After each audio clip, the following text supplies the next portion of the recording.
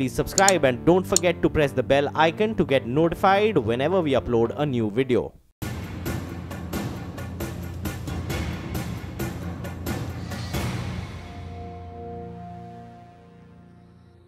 Petrol diesel के दाम में लगी आग थम नहीं रही है। आज देश भर में तेल के दाम में एक बार फिर बढ़ोतरी दिखी है। पेट्रोल 48 पैसे और डीजल 52 पैसे प्रति लीटर महंगा हुआ है।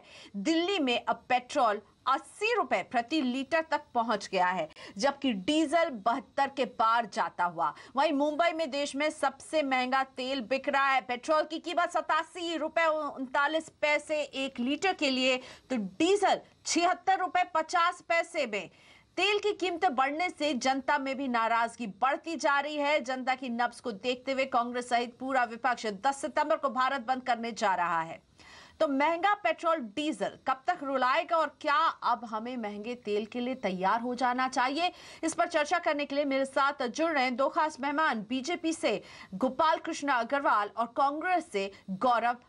बीजेपी से मेरे साथ गोपाल कृष्ण अग्रवाल और कांग्रेस से जुड़ गए हैं गौरव वल्लभ। अग्रवाल जी, पहले मैं आपके पास आना चाहूंगी। क्या करेगी सरकार? अब जनता जो है उफ कह रही है। अब ये दाम इस कदर बढ़ रहे हैं कि लग रहा है अब 100 रुपए प्रति लीटर की तरफ हम बढ़ चुके हैं। सरकार यहाँ पर क्या कदम उठाएगी? राहत कैसे देगी? देखिए, अल्टीमेटली सरकार पूरी तरह से इसके लिए चिंतित है और समझ भी रही है कि पेट्रोल के प्राइसेस जो बढ़ रहे हैं उसमें आम जनता को उसके साथ दिक्कत हो रही है।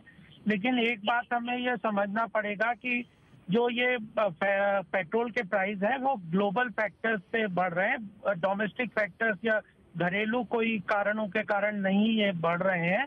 और सरकार को जो इकोनॉमिक कंसिडरेशंस हैं उनके ऊपर ही सरकारों को ठीक ढंग से चलना पड़ता है। यह बात ध्यान में रखनी चाहिए। अगर पॉलिटिकल कंसिडरेशन से सरकार आर्थिक विषय के ऊपर फैसले लेगी तो कहीं ना कहीं वो जो हमारी अर्थव्यवस्था जो बड़ी मुश्किल से वापस पटरी पे ठीक ढंग से 4 साल के मेहनत के बाद जो आई है, यूपीए सरकार ने पूरी तरह से इसको नेस्तानुबूत कर दिया था, उसको आज की डेट में ठीक पटरी पे लेके 8.2 की जीडीपी ग्रोथ रेट से लाके बैंकिंग सेक्टर को ठीक करके इंफ्रास्ट्रक्चर डेवलपमेंट के जो इश्यूज हैं, 30 किलोमीटर पर डे के हिसाब से नेशनल हाईवे बन रहे हैं, रोड्स, रेलवेज, एयरपोर्ट्स, जो आर्थिक विकास या जो इंफ्रास्ट्रक्चर को कैटलाइज कर रहे हैं, मैन्युफैक्चरिंग सेक्टर की ग्रोथ को बढ़ा रहे हैं। तो ठीक है, तो आप कह रहे हैं कि विकास और तरक्की की कीमत जो है वो आपकी जेब से कटेगी और अब आपको महंगा पेट्रोल और डीजल देना होगा, क्योंकि ग्लोबल फैक्टर्स तो अपने हाथ में नहीं है, लेकिन अंदरूनी जो फैक्टर्स हैं, जैसे कि जिस तरह का टैक्स वसूला जाता है इन दोनों ही कमोडिटीज पर, अग्रवाल जी, क्या उसको कंट्रोल नहीं कर सकती सरकार? नहीं, कर सकती है, लेकिन अल्टीमेटली जो सरकार के पास रिसोर्सेज हैं उसका सोर्स तो टैक्सेस ही है।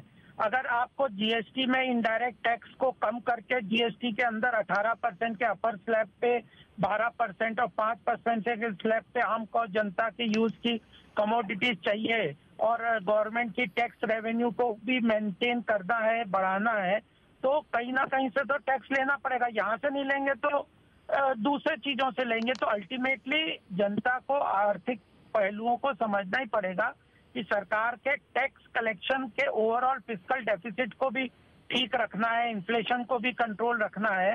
तो मैक्रो इकोनॉमिक या जो बृहद आर्थिक तो आप कह रहे हैं कि इकोनॉमिक्स जो है वो अलाउ नहीं कर रहा है और पॉलिटिक्स इसके ऊपर नहीं चढ़ेगा। इकोनॉमिक्स यही है कि ग्लोबल फैक्टर में क्रूड, जिस तरह से क्रूड में आग लगी है, इसका अब असर हमें दिख रहा है और अब हमारा इंपोर्ट बिल भी बढ़ेगा। कांग्रेस से गौरव वल्लभ मेरे साथ हैं। गौरव जी, तो क्या अब जनता जो है उसको अपनी जेब से ही चुकानी पड़ेगी इस विकास और तरक्की की कीमत? अभी भाजपा के प्रतिनिधि ने कहा सरकार चिंता कर रही है। ये कैसी चिंता है कि आम व्यक्ति महंगाई से मरा जा रहा है और ये यहाँ टीवी डिबेट में बोल रहे हैं हम चिंता कर रहे हैं। अरे चिंता कर रहे हो तो एक्साइज ड्यूटी क्यों नहीं कम कर देते? जो 450% आपने 4 साल में बढ़ा दी डीजल पे, 215% पेट्रोल पे बढ़ा दी। आप एक्साइज ड्यूटी कम करके इमीडिएट 20 रुपए पर लीटर की डीजल में और 20 रुपए पर लीटर की पेट्रोल में राहत क्यों नहीं देते जनता को? क्योंकि इन्होंने जैसा कहा कि हमारे पास सोर्स ऑफ रेवेन्यू नहीं है। ये बिल्कुल सही बोल रहे हैं। इन्होंने जिस तरह से जीएसटी को इम्प्लीमेंट किया है, आज जीएसटी के जो कलेक्शंस है वो टारगेट से बिल्कुल कम है। जिस तरह से डिमोनेटाइजेशन ने इन्होंने अर्थव्यवस्था को ध्वस्त कर दिया, आज अर्थव्यवस्था का कोई भी सेक्टर पहले की तुलना में उस अनुपात में ग्रो नहीं कर पा रहा है।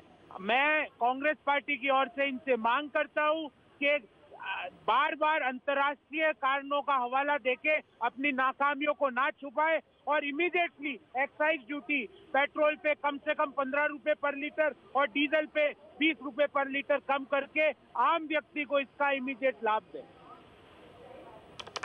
गोपाल कृष्ण जी, जीएसटी के अंतर्गत पेट्रोल डीजल को लाएंगे तो इससे फायदा होगा, तो ये हो क्यों नहीं पा रहा है? इसे जीएसटी काउंसिल में आप लोग ले जाकर के, इतने सारे राज्यों में भाजपा की सरकार है, ये फैसला लेने में इतना वक्त क्यों लग रहा है? क्योंकि जनता पिस रही है। नहीं, देखिए, जीएसटी में भी लाके कोई पूरा सॉल्यूशन नहीं है। अल्टीमेटली तो बात यह है कि टैक्स इस पे कम होना चाहिए या नहीं। मैं गौरव वल्लभ जी से पूछना चाहता हूं कि इन्होंने जो ऑयल बॉन्ड इश्यू किए उस वक्त आर्टिफिशियली, अरे भैया 12 लाख करोड़ रुपया एक्साइज ड्यूटी से कलेक्ट कर चुके हो, 12 लाख करोड़ जनता से कलेक्ट कर चुके हो। बार बार ऑयल बॉन्ड अंतर्राष्ट्रीय कारण वो 12 लाख करोड़ रुपया कहाँ गया? गोपाल कृष्ण जी, आपने खुद कहा ये आर्थिक मामला, इसमें राजनीति हावी नहीं होनी चाहिए, तो कांग्रेस ने क्या किया इससे ज्यादा अब सरकार क्या कर रही है जब लोगों की जेब से पेट्रोल और डीजल के लिए इस तरह हर दिन ज्यादा कीमत लौट रही है? खुद कहते हैं हम, ये अर्थव्यवस्था की बात है और खुद आप राजनीति में उलझ रहे हैं। बहरहाल आप दोनों का धन्यवाद, क्योंकि आपसे बातचीत करके क्या होगा, पेट्रोल और डीजल की कीमत तो कम नहीं होने वाली। हम बस जनता की आवाज आपके सामने रख सकते हैं और वही हम रख रहे हैं। आप दोनों का धन्यवाद इस बातचीत के लिए।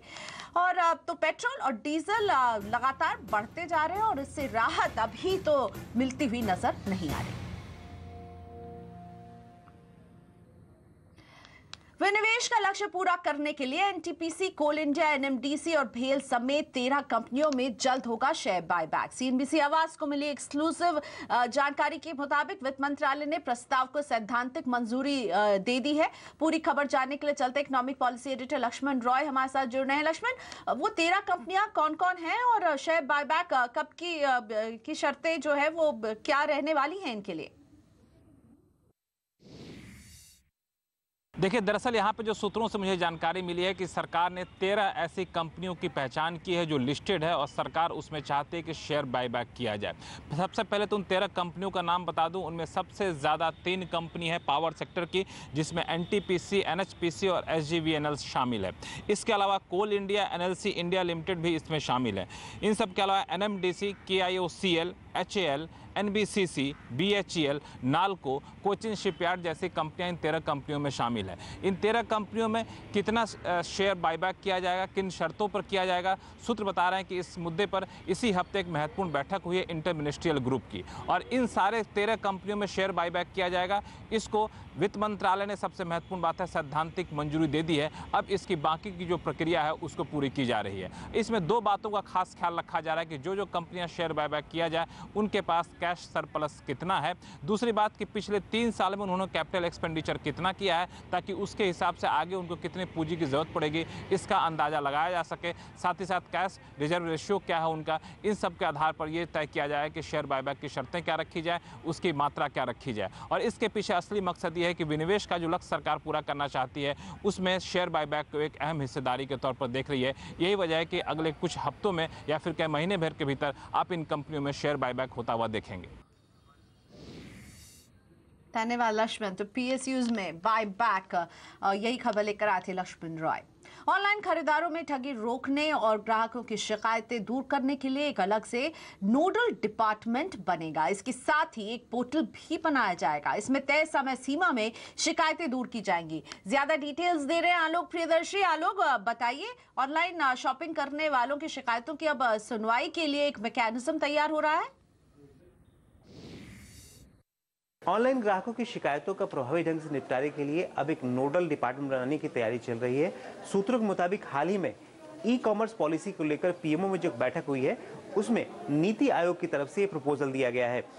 दरअसल ई कॉमर्स पॉलिसी के तहत एक पूरे सेक्टर के लिए, पूरे ऑनलाइन सेक्टर के लिए एक रेगुलेटर बनाने का प्रस्ताव था, लेकिन कई सारे मंत्रालय इसमें इस बात को लेकर सहमत नहीं है कि एक रेगुलेटर होना चाहिए। इसी बीच में जब ऑनलाइन ग्राहकों की समस्या है वो भी काफ़ी लगातार बढ़ती जा रही हैं, इसी के तहत नीति आयोग ने प्रपोजल दिया है कि एक नोडल डिपार्टमेंट बनाया जाए जो कि DIPP के तहत काम करेगा और इसमें संबंधित मंत्रालयों के सारे अधिकारी शामिल रहेंगे और ग्राहकों की शिकायतों का एक समयबद्ध तरीके से इसमें निपटारा किया जाएगा और ग्राहकों को इस बारे में सूचित भी किया जाएगा कि उनकी शिकायत का क्या निपटारा किया गया। तो कुल मिलाकर ये नोडल डिपार्टमेंट के जो हमें सूत्रों के मुताबिक जानकारी मिल रही है कि इसी सितंबर तक गठन हो सकता है और इसके लिए एक वेबसाइट भी बनाया जाएगा जहां पर ग्राहक अपनी शिकायतों को भेज सकेंगे। बाजार में आज भी हमने देखा शुरुआत कमजोरी के साथ हुई, उसके बाद एक शानदार रिकवरी दिखी है। सेंसेक्स करीब 150 अंकों की मजबूती लेकर बंद हुआ, वहीं निफ्टी में भी आधे % की बढ़त के साथ क्लोजिंग दी। बाजार का पूरा हाल समझते हैं, हर्षदा सावंत जुड़ गई हैं। हर्षदा, आज का दिन बाजार के लिए क्या हाइलाइट्स रही? एक कहावत है ऑल्स वेल दैट एंड्स वेल, और सीधा मार्केट के लिए वो ठीक बैठता है क्योंकि देखिए पूरा हफ्ता दर्दनाक था, लगातार भारतीय बाजारों में गिरावट देखने को मिली थी, लेकिन आज इस हफ्ते के आखिरी ट्रेडिंग सेशन में एक पॉजिटिव टेरिटरी में मार्केट देखने को मिला और हल्की रिकवरी देखी गई है। 11,580 एक बहुत अहम रेजिस्टेंस था और उसके पार हम निकल पाए हैं तो वो एक अच्छा साइन है और सेंसेक्स भी 147 अंकों की बढ़त पर जाकर टिका है। खास बात यह है कि जो रुपए में हल्की सी मजबूती आई, ऐसा नहीं कि बहुत मजबूती आई, हल्की मजबूती आई तो भारतीय बाजारों में रौनक देखने को मिली और यही सबसे बड़ा ड्राइविंग फैक्टर था कि निफ्टी 11,550 के ऊपर जाकर टिका है। इसके पीछे ऑफ कोर्स कई खबरें भी आई हैं। ऑटो कंपनियों के लिए आज पूरा जोश देखने को मिला है, बड़े पैमाने पर ऐलान हो रहे हैं मोबिलिटी समिट में। मेटल स्टॉक्स भी आज चमके हैं और साथ ही साथ जो मिड कैप्स पिछले कई दिनों से पिट रहे थे उसमें भी एक पुल बैक देखने को मिला। याद रखिए पहले 3 ट्रेडिंग सेशंस में लगभग 800,000 पॉइंट का करेक्टिव मूव आया था, उसकी थोड़ी सी भरपाई करने की कोशिश की, 200 पॉइंट ऊपर आया मिड कैप इंडेक्स आज। तो अगर बात करें सेक्टर्स की तो कौन से वो शेयर्स थे जहां बढ़त रही है और कहां गिरावट? ऑटो में सबसे ज्यादा आज तेजी की पोजीशंस बनती हुई दिखाई दी हैं। दरअसल जिस तरह के बयान आए हैं नितिन गडकरी साहब से कि कुछ ऑल्टरनेट फ्यूल वाली गाड़ियों के लिए स्पेसिफिक परमिट नहीं लगेगा, स्पेशली 3 व्हीलर बिजनेस में, तो बजाज ऑटो उस खबर पर भागा। अतुल ऑटो इस पर्टिकुलर बिजनेस में है, TVS, हीरो मोटोकॉर्प ये तेजी वाले खिलाड़ी थे और आज काफी दिनों बाद हमने देखा जहां पर बजाज के साथ हीरो भी 5% की बढ़त दिखाने में कामयाब रहा है। फार्मा कंपनियों में कुछ इंडिविजुअल स्टॉक से जहां पर तेजी देखने को मिली। ऑरबिंदो फार्मा 5% ऊपर, क्रेडिट स्विस की दमदार रिपोर्ट आई। लुपिन के लिए आज फिर खबरें अच्छी निकल कर आई तो 4.5% का उछाल और कैप्लिन पॉइंट जैसे दूसरे स्टॉक्स थे जहां पर हमने देखा तेजी देखने को मिली। मेटल्स के लिए अच्छी तेजी का दिन और मेटल्स में हिंडाल्को, टाटा स्टील, JSPL, वेदांता थे जहां पर रिकवरी देखने को मिली और अच्छी चमक भी देखी गई है। इंडेक्स की अगर बात करें तो भारती एयरटेल, गेल, अल्ट्राटेक ये कुछ स्टॉक्स थे जिन्होंने बाजार को लीड किया है। मिड कैप में भी ढेरों काउंटर्स जहां पर तेजी देखने को मिली। कच्चा तेल एक तरफ भी थोड़ा सा नर्म हुआ है, उसका फायदा उठाया इंटरग्लोब एविएशन ने। NBCC में आज हमने देखा 4.5% तक का उछाल देखने को मिलेगा। बायबैक की लिस्ट में ये स्टॉक भी शामिल है जो सरकार कंपनियां बायबैक करने वाली है स्टॉक सरकार के प्रेशर के बाद। रिलायंस पावर में तेजी और मदरसन सुमी ऑफ कोर्स एक बोनस का अनाउंसमेंट हुआ है, 1 शेयर पर 2 शेयर मिलेंगे और उसको देखिए 4% तक की तेजी बनती हुई दिखाई दी। तो ये कुछ स्टॉक्स थे जो खबरों में थे जिनमें आज एक्शन देखने को मिला। हालांकि कुछ स्टॉक्स जो दबाव के घेरे में, इसमें NBFC कंपनियां शामिल थी, REC, श्रेय इंफ्रा जैसी, और येस बैंक और कोटक महिंद्रा बैंक में आज हमने देखा बिकवाली का काफी दबाव देखने को मिला। धन्यवाद हर्षदा बाजार के इस पूरे अपडेट के लिए। CNBC आवाज पर सोमवार से सुबह 7:50 पर हम नया शो मुनाफे की तैयारी शुरू करने जा रहे हैं आपके लिए। बाजार खुलने से पहले 70 मिनट पहले वीरेंद्र कुमार और हेमंत खई कराएंगे बाजार की पूरी तैयारी और आपको देंगे चुनिंदा शेयरों में ट्रेडिंग के नॉन स्टॉप आइडियाज। तो सोमवार से रोज सुबह 7:50 पर CNBC आवाज के साथ जुड़िए कमाई के शानदार आइडियाज पाने के लिए।